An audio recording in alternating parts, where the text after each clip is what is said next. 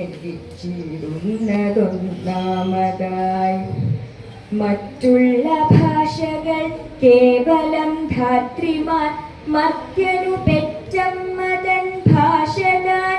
മാതാവിൻ വാത്സല്യ ദുഃഖം നുകർന്നാലേ പൈതങ്ങൾ പൂർണ്ണ വളർച്ച നേടൂ. അമ്മ താൻ തന്നെ പകർന്നു തരുമ്പോഴേ നമ്മൾക്കമൃതുമമൃതായി തോന്നൂ. ഏതൊരു വേദവും ഏതൊരു ശാസ്ത്രവും ഏതൊരു കാവ്യവും ഏതൊരാൾക്കും ഹൃത്തിൽ പതിയേണമെങ്കിൽ സ്വഭാഷതൻ വക്ത്രത്തിൽ നിന്നു താൻ കേൾക്കവേണം. മറ്റുള്ള ഭാഷകൾ കേവലം ധാത്രിമാർ, മർത്യനു പെറ്റമ്മതൻ ഭാഷതാൻ. മറ്റുള്ള ഭാഷകൾ കേവലം ധാത്രിമാർ, മർത്യനു പെറ്റമ്മ തൻ ഭാഷതാൻ.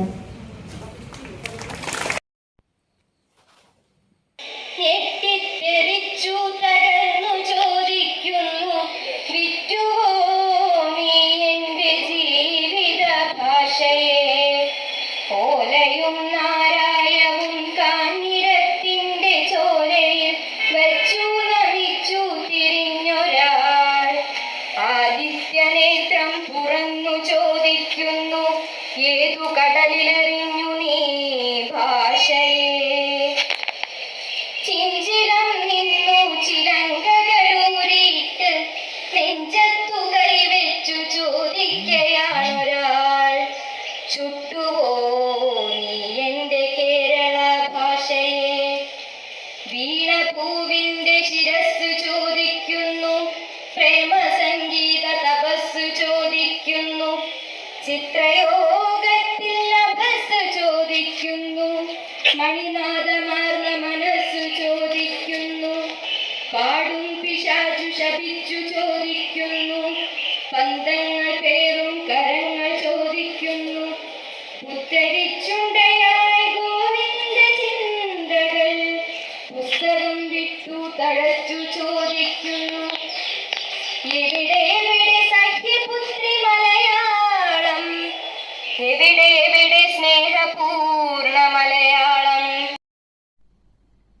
ഭാരതം എന്നു കേട്ടാൽ അഭിമാനപൂരിതമാവണം അന്തരംഗം. കേരളം എന്നു കേട്ടാലോ തിളയ്ക്കണം ചോര നമുക്ക് ഞരമ്പുകളിൽ എന്ന കവിവാക്യത്തിലൂടെയാവട്ടെ ഇന്നത്തെ പ്രഭാതം. പ്രിയമുള്ളവരെ, നമസ്കാരം. ഇന്ന് കേരള പിറവി ദിനത്തിന്റെയും മലയാള ഭാഷാ ദിനത്തിന്റെയും മംഗളങ്ങൾ ആശംസിക്കുന്നു. 1999 നവംബർ മാസത്തിലാണ് യുനെസ്കോയുടെ പൊതുസഭ വിശ്വ മാതൃഭാഷാ ദിനം പ്രഖ്യാപിച്ചത്. 2000 ആണ്ട് മുതൽ ഫെബ്രുവരി 21 വിശ്വ മാതൃഭാഷാ ദിനം. കേരള സർക്കാർ തലത്തിൽ മലയാള ഭാഷാ ദിനമായി നവംബർ 1 ആഘോഷിക്കുന്നു. കേരള പിറവി ദിനം തന്നെ മലയാള ഭാഷാ ദിനമായി ആചരിക്കുന്നത് ഉചിതം തന്നെ. ദേശവും ഭാഷയും തമ്മിലുള്ള ബന്ധം സൂചിപ്പിക്കാൻ മലയാള ഭാഷാ ദിനവും കേരള പിറവി ദിനവും ഒരേ ദിവസം ആഘോഷിക്കുന്നത് നല്ലതു തന്നെയാണ്. ഭാഷ നൽകുന്നത് ദേശവുമായി ബന്ധപ്പെട്ടുകൊണ്ടും ദേശം അവിടുത്തെ ജനങ്ങളുമായി ബന്ധപ്പെട്ടുകൊണ്ടും ആയതുകൊണ്ട് ഭാഷയുടെ വളർച്ചയും നിലനിൽപ്പും അവിടുത്തെ ജനങ്ങളുടെ ജീവിതം തന്നെയാണ്. എന്നാൽ ഒരു വിഭാഗം ജനങ്ങൾ മലയാളികളുടെ പുതുവത്സര ദിനമായ ചിങ്ങം 1 മലയാള ഭാഷാ ദിനമായി ആഘോഷിക്കുന്നുണ്ട്. 1956 കേരള സംസ്ഥാനം നിലവിൽ വന്നത്. പർവ്വത ശിഖരങ്ങളും താഴ്വര നദികളും കായലുകളും കൊണ്ട് രമണീയമായ പ്രകൃതിയാൽ അനുഗ്രഹീതമാണ് കേരളം. വടക്കുകിഴക്കുമായി കർണാടകവും തമിഴ്നാടും പടിഞ്ഞാറ് ലക്ഷദ്വീപിലേക്കുള്ള സമുദ്രവാതായനവും. എത്ര മനോഹരമായ ഭൂപ്രദേശമാണ് കേരളം. സാംസ്കാരികതയോടും ചേർന്നു നിൽക്കുന്ന മതസൗഹാർദ്ദവും കേരളത്തിന്റെ മേന്മയായി കാണേണ്ടതാണ്. നദികൾ, തടാകങ്ങൾ, കായലുകൾ, കുളങ്ങൾ എന്നിവ നൽകുന്ന ജലസമൃദ്ധിയിലും കേരളം വളരെ മുന്നിലാണ്. കാർഷിക മേഖലയ്ക്കും വനസമ്പത്തിനും കൂടുതൽ ചൈതന്യം നൽകുന്നു. സുഗന്ധവ്യഞ്ജനങ്ങൾ എടുത്തു പറയേണ്ട വിളകളാണ്. കാലാവസ്ഥയും പ്രകൃതിയും പോലെ തന്നെ ആകർഷകമാണ് ഇവിടുത്തെ കലാ സാംസ്കാരികതയും പാരമ്പര്യങ്ങളും ഉത്സവങ്ങളും പൂരങ്ങളും ഒക്കെ. മനോഹരമായ വൈരുദ്ധ്യങ്ങളുടെ പ്രകൃതിപരമായ ഏകോപനമാണ് കേരളത്തിൽ കാണാൻ കഴിയുക. കേരളത്തെ അറിയുക എന്നാൽ ഈ വ്യത്യസ്തതകളെയും അപൂർവതകളെയും പൈതൃകങ്ങളെയും അറിയുക എന്നതാണ്. അവർക്കും ശുഭദിനം നേർന്നുകൊണ്ട് ഒരിക്കൽ കൂടി കേരളപ്പിറവി ദിനാശംസകൾ. നന്ദി, നമസ്കാരം. ആരുടെ മുദ്ര ഇതാരുടെ ചോര, ആരുടെ അനാഥമാ മുറവിളി, ആരുടെ നിലയ്ക്കാത്ത നിലവിളി, അച്ഛന്റെ തീമൊഴി അമ്മയുടെ തേൻമൊഴി, ആരോമൽ ചേകോന്റെ അങ്കത്തിരുമൊഴി, ആർച്ചയുടെ ഉറുമിമൊഴി ചെറുമന്റെ കനൽ മൊഴി, പഴശ്ശിപ്പെരുമ്പട പോരിൻ നിറമൊഴി, കുഞ്ഞാലിവാൾ മൊഴി തച്ചോളി തുടിമൊഴി, തോരാതെ പെയ്യുന്ന മാരിത്തെറിമൊഴി, കേകുവാൻ ഊഞ്ഞാലിലാടുവാൻ പൂനുള്ളിയോടുവാൻ വിള കൊയ്തു കേറുവാൻ. വിശ്വസിച്ചു പോരുന്ന മിത്ത്, ഐതിഹ്യം പരശുരാമൻ. പരശുരാമൻ മഴുവെറിഞ്ഞ് കേരളം ഉയർന്നു വന്നതെന്ന് നമ്മൾ വിശ്വസിക്കുന്നു. അതാണ് നമ്മുടെ കേരളത്തിന്റെ പിറവിക്കായി നമ്മൾ വിശ്വസിക്കുന്നത്. സമകാലിക കേരളം, സമകാലിക മലയാളം.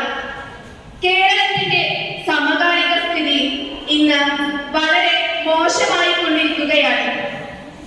ഭക്ഷണത്തിന് പോലും മനുഷ്യരെ അടിച്ചുകൊല്ലുന്ന ഒരു കാലഘട്ടത്തിലൂടെയാണ് നാം പോയിക്കൊണ്ടിരിക്കുന്നത്. സ്നേഹത്തിനോ ബന്ധങ്ങൾക്കോ യാതൊരു വിലയും കൽപ്പിക്കാതെ എങ്ങോട്ടാണ് നമ്മുടെ കേരളം പോകുന്നത്? മധു എന്ന ആദിവാസി ചെറുപ്പക്കാരനെ ആരും മറന്നിട്ടില്ലല്ലോ. ഒരു നേരത്തെ ഭക്ഷണം മോഷ്ടിച്ചതിന്റെ പേരിൽ അതിക്രൂരമായി കൊല ചെയ്തു. ഇതാണ് കേരളത്തിന്റെ സമകാലിക സ്ഥിതി. ഇത് മാത്രമോ, അന്ധവിശ്വാസത്തിന്റെ അന്ധകാരത്തിൽപ്പെട്ട് ഉഴലുന്ന ഒരു ജനത. ഇതാണ് നമ്മുടെ ഇന്നത്തെ നിത്യകാഴ്ച. വിശ്വാസമാകാം, എന്നാൽ അത് അതിരുവിട്ടാലോ? അതാണ് ഇന്ന് നടക്കുന്നത്. അന്ധവിശ്വാസത്തിന്റെ പേരിൽ കൊടുംകൊലകൾ നടമാടുകയാണ്. എന്നാൽ എല്ലാ ഭിന്നതകളും മറികടന്ന ഒരു കാലം നമ്മൾ കടന്നുപോയി.